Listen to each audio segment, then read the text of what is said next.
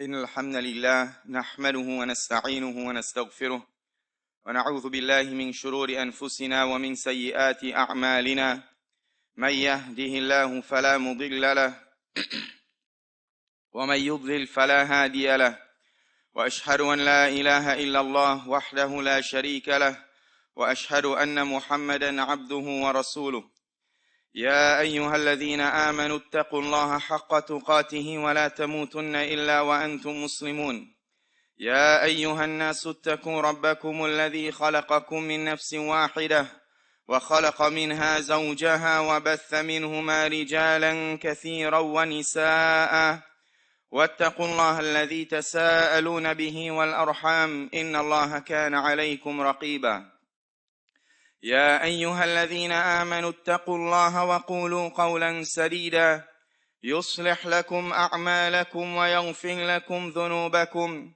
ومن يطع الله ورسوله فقد فاز فوزا عظيما أما بعد فإن أصدق الحديث كتاب الله وأحسن الهدي هدي محمد صلى الله عليه وسلم وشر الأمور محدثاتها وكل محدثة بدعة وكل بدعة ضلالة وكل ضلالة في النار رب اشرح لي صدري ويسر لي أمري واحلل عقدة من لساني يفقه قولي.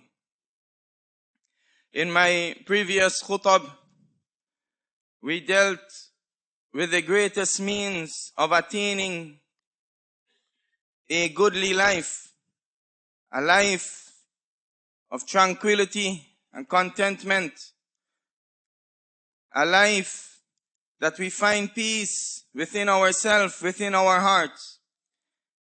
And that was surrounding the statement of Allah subhanahu wa ta'ala, من عمل صالحا من ذكر أو أنثى وهو مؤمن فلنحيينه حياة طيبة.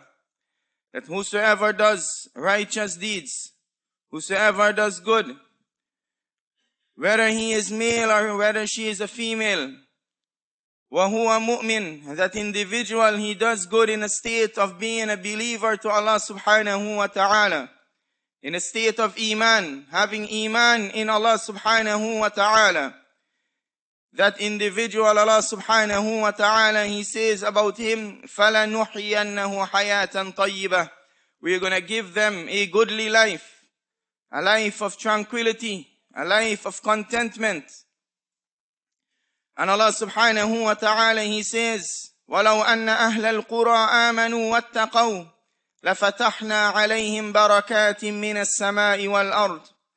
Had the people of the village had Iman and had taqwa, fulfilling the commandments of Allah, and staying away from the prohibitions of Allah subhanahu wa ta'ala, we would have poured upon them, opened up for them, the barakat, the blessings of the heavens and the earth.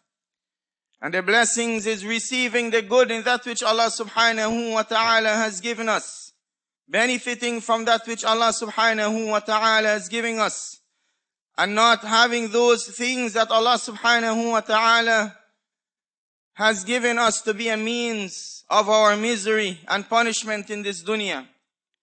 And we went through many aspects of Iman and many aspects of doing good deeds. Our Iman in Allah subhanahu wa ta'ala and worshipping Him. And that is from the main aspect by which we fulfill Iman. And that is fulfilling Tawheed, worshipping Allah subhanahu wa ta'ala alone. And the farther we are from Iman and worshipping Allah, and the Iman of all of the other categories of Iman, whether it's believing in the last day, believing in the qadr of Allah subhanahu wa ta'ala, believing in the messengers, believing in the books, the more we fulfill these aspects of Iman, the closer we're going to get to being guaranteed a goodly life from Allah subhanahu wa ta'ala. Because He conditioned that goodly life with having Iman and doing good. And there is no way we can have perfect Iman in Allah subhanahu wa ta'ala unless we have knowledge concerning that which we need to believe in. And we should not think that we can gain this goodly life through our own means. Because Allah subhanahu wa ta'ala, He promised misery for those who turn away from His remembrance. As Allah subhanahu wa ta'ala, He says, "Man a'rada an dhikri, fa inna lahu ma'ishatan danka." Whosoever turns away from my remembrance, turn away from the Quran and the reminders of the Quran and the remembrance of Allah subhanahu wa ta'ala, and the reminders of Allah subhanahu wa ta'ala, Allah subhanahu wa ta'ala, He says we are going to give them a miserable life. We're going to give them a narrow life, a life of which they have no contentment and tranquility. That is a promise from Allah subhanahu wa ta'ala. And if you are saved from one problem, then another problem is going to come. And another problem is going to come because you choose to turn away from the remembrance of Allah subhanahu wa ta'ala. And you are never going to find that tranquility and that contentment in your heart. And today, inshallah ta'ala, we are not going to go through another aspect of Emaan, as we want to summarize this topic, inshallah ta'ala.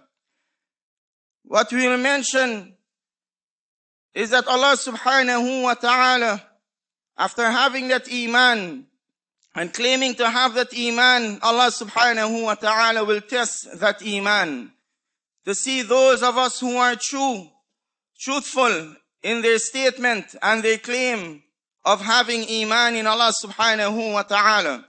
We claim we believe in Allah, and we claim we believe in the last day, and we claim we believe in the qadr of Allah subhanahu wa ta'ala, and we claim we believe in the books and the messengers and so on. Allah subhanahu wa ta'ala will not leave you like that. Allah is going to test you to see if you are truthful in those claims. As Allah subhanahu wa ta'ala, He says, Alif Lam Mim, أحسب الناس أن يتركوا أن يقولوا آمنا وهم لا يفتنون. Does mankind think that he is going to be left alone to say that they believe? Does mankind think that they can just say we believe? وهم لا يفتنون, and they are not going to be tested. Does mankind think that they can say that we believe and just be left alone and you are not going to be tested? In other words, Allah subhanahu wa ta'ala is telling us that you will be tested. Your Emaan will be tested. وَلَقَدْ فَتَنَّ الَّذِينَ مِنْ قَبْلِهِمْ فَلَيَعْلَمَنَّ اللَّهُ الَّذِينَ صَدَقُوا وَلَيَعْلَمَنَّ الْكَاذِبِينَ. Allah subhanahu wa ta'ala, He says, we have indeed tested those before them, so that Allah subhanahu wa ta'ala, He is going to know those who are truthful. Those who are truthful in their claim that they believe in Allah and they believe in the books and the messengers and the angels and the last day and so on. Allah is going to know who is truthful in their belief and who is lying. And this knowledge does not mean that Allah didn't know, but it's a knowledge that Allah is going to bring into existence as an evidence against mankind, so that mankind does not claim that they did not see and they did not know and nothing was established against them. And Allah subhanahu wa ta'ala, He mentioned this concept throughout the Quran of testing us. As Allah subhanahu wa ta'ala, He says, أَمْ حَسِبْتُمْ أَن تَدْخُلُوا الْجَنَّةِ وَلَمَّا يَأْتِكُمْ مَثَلُ الَّذِينَ خَلَوْا مِنْ قَبْلِكُمْ مَسَّتْهُمُ الْبَأْسَاءُ وَالضَّرَّاءُ وَزُلْزِلُوا حَتَّى يَقُولَ الرَّسُولُ وَالَّذِينَ آمَنُوا مَعَهُ مَتَى نَصْرُ اللَّهِ. Do you think that you're going to enter into the Jannah, and the likes of that which came or afflicted the people of the past have not afflicted you? They were tested and they were touched by hardship and difficulty, and they were shaken, so much so that the messenger and those who believe with him, they say, when is the help of Allah? Allah subhanahu wa ta'ala, He says, أَمْ حَسِبْتُمْ أَن تَدْخُلُوا الْجَنَّةِ وَلَمَّا يَعْلَمِ اللَّهُ الَّذِينَ جَاهَدُوا مِنْكُمْ وَيَعْلَمَ الصَّابِرِينَ. Do you think that you're going to enter into the Jannah, and Allah subhanahu wa ta'ala, He does not know, He does not see and make clear to the people those who have strive amongst you and those who are patient? And Allah subhanahu wa ta'ala, throughout the Quran, as we mentioned, He mentioned this concept that He is going to test mankind. Many of us, we claim that we believe in the qadr of Allah subhanahu wa ta'ala. But then when we are afflicted with problems, when we are afflicted with calamities, we curse Allah subhanahu wa ta'ala, and we curse time, and we are displeased with the qadr of Allah, with the decree of Allah subhanahu wa ta'ala. And we seek means by which Allah subhanahu wa ta'ala has not legislated in order to find tranquility and in order to go about and to ease our problems and to ease the calamities that beflicts us. Many of us, we claim that we believe in Allah subhanahu wa ta'ala and we worship Him alone. But then we go and we seek help with the sorcerers, and we seek help with the magicians, and we go to this one to do magic, and we go to this one to see what is the unseen, disbelieving in Allah subhanahu wa ta'ala, because we claim that we are desperate for help, and we are desperate for answers, and we do not turn to Allah subhanahu wa ta'ala. Allah subhanahu wa ta'ala, He mentioned, وَمِنَ النَّاسِ مَنْ يَعْبُدُ اللَّهَ عَلَى حَرْفٍ فَإِنْ أَصَابَهُ خَيْرٌ اطْمَأَنَّ بِهِ وَإِنْ أَصَابَتْهُ فِتْنَةٌ انقلب عَلَى وَجْهِهِ خَسِرَ الدُّنْيَا وَالْآخِرَةَ ذَلِكَ هُوَ الْخُسْرَانُ الْمُبِينُ.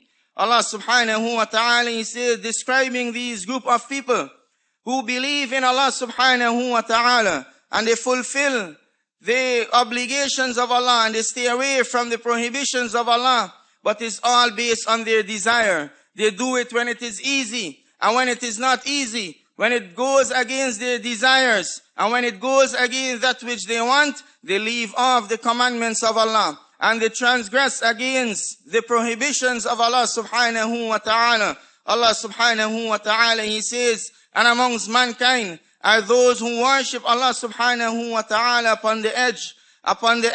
If good afflicts him, he is tranquil with it. When he is in a state of goodness, when he is in a state of ease, he worship Allah subhanahu wa ta'ala. He fulfill the commandments of Allah subhanahu wa ta'ala. He prays his salah, and he comes for the Jumu'ah, and she wears the hijab, and so on. وَإِنْ أَصَابَتْهُ فِتْنَةٌ انقلب على وجهه. But when they are tested, and when a trial or a calamity afflicts them, they flips on their face. When they are tested with their salah, to see if they're going to prioritize this dunya over this salah, or they're going to prioritize this dunya over the Jumu'ah, or they're going to prioritize this dunya over their hijab, they flipped upon their faces. خَسِرَ الدُّنْيَا وَالْآخِرَةِ. They lose both the dunya and the akhirah. ذَلِكَ هُوَ الْخُسْرَانُ الْمُبِينُ. Indeed, that is the clear loss. أقول قولي هذا وأستغفر الله لي ولكم فاستغفروه إنه هو الغفور الرحيم. بسم الله الرحمن الرحيم. الصلاة والسلام على رسول الله وعلى آله وصحبه أجمعين. يقول الله تعالى: أيحسب الإنسان أن يترك سدى. Does mankind think that they're going to be left suda? And from the meaning of suda, meaning that they're going to be left not being commanded and not being prohibited, meaning not being forbidden from things, not being punished and not being rewarded. From the objective of this dunya, the reason for which Allah subhanahu wa ta'ala created this dunya is for us to be tested, as we see. And Allah subhanahu wa ta'ala, He is going to test us. As Allah subhanahu wa ta'ala, He mentioned in multiple verses. Allah subhanahu wa ta'ala, He says that mankind think that they're going to be left alone and not be tested. Many of us, we live this life in this mentality, and we do not realize that tests are coming to us, and we keep failing them, and we are passing them, and we are continuing to live in a state of misery and living in a state of confusion, and we are not seeing that the only solution that we need is to submit to Allah subhanahu wa ta'ala. And they are amongst mankind, as Allah subhanahu wa ta'ala, He mentioned, they worship Allah subhanahu wa ta'ala upon their desires. If the commandments and the prohibition goes along with that which they want in this dunya, they fulfill it and they stay away from it. But if it doesn't go along with that which they want, they transgress against the commandments of Allah subhanahu wa ta'ala and the prohibitions of Allah subhanahu wa ta'ala.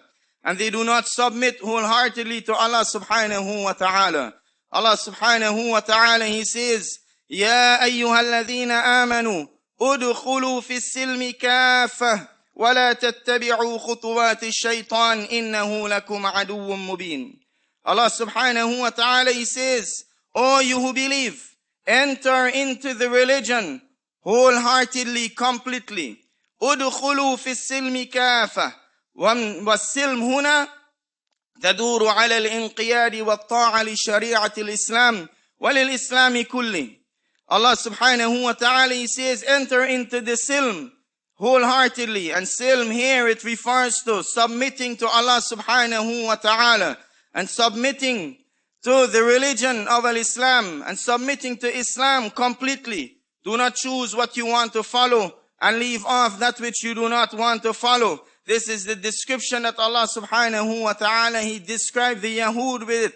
As Allah subhanahu wa ta'ala, He says, أَتُؤْمِنُونَ بِبَعْضِ الْكِتَابِ وَتَكْفُرُونَ بِبَعْضِ فَمَا جَزَاءُ مَنْ يَفْعَلُ ذَلِكَ مِنْكُمْ إِلَّا خِزْيٌ فِي الْحَيَاةِ الدُّنْيَا. Allah subhanahu wa ta'ala, He says about the Yahud, about the Jews, rebuking them. أَفَتُؤْمِنُونَ بِبَعْضِ الْكِتَابِ وَتَكْفُرُونَ بِبَعْضِ. Do you believe in some of the book and you disbelieve in some of the book? This was revealed concerning them, not because they choose disbelief completely, no. Because they choose to fulfill some of the Sharia of the Torah. They choose to fulfill some of the legislations of their book, and they leave off other legislation of the book based on what coincide with their desires. Then Allah subhanahu wa ta'ala, He says, فَمَا جَزَاءُ مَنْ يَفْعَلُ ذَلِكَ إِلَّا خِزْيٌ فِي الْحَيَاةِ الدُّنْيَا.